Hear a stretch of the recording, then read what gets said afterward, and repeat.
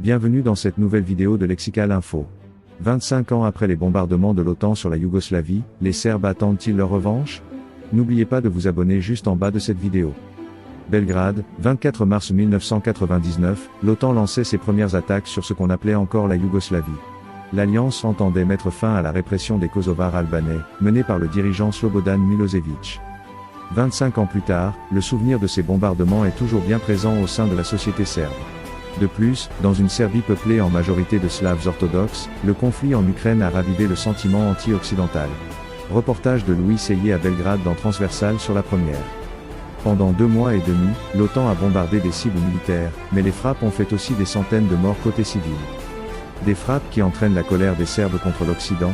À Belgrade, les époux Ljudmila et Dejan témoignent qu'ils ont assisté au premier bombardement alors qu'ils s'étaient donné leur premier rendez-vous. On a aperçu les gens en bas du parc qui allaient dans des refuges. Au bout d'un moment, les sirènes retentissaient en continu.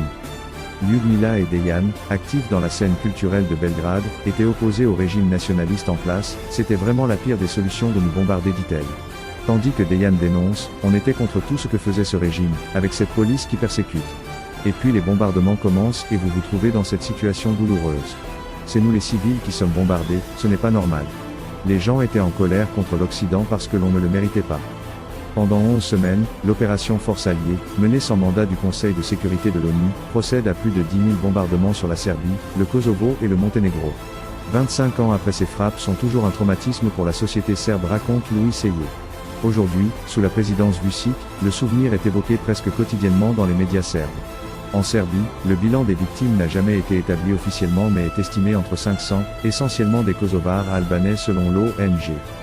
La Serbie déchirée entre l'Ouest et l'Est, selon Alexander O, anthropologue qui était adolescent en 1999, le traumatisme prolongé est entretenu de manière intentionnelle par le régime actuel pour cacher toutes les autres questions qui sont plus importantes comme l'économie, la justice, le fonctionnement des institutions, l'oppression des médias, le népotisme. La Serbie a été divisée et elle est encore entre l'Ouest et l'Est. Une partie de la société est pro-européenne et l'autre qui est pro-russe ici. Peu de gens sont prêts de comprendre le rôle de la Serbie dans la guerre yougoslave.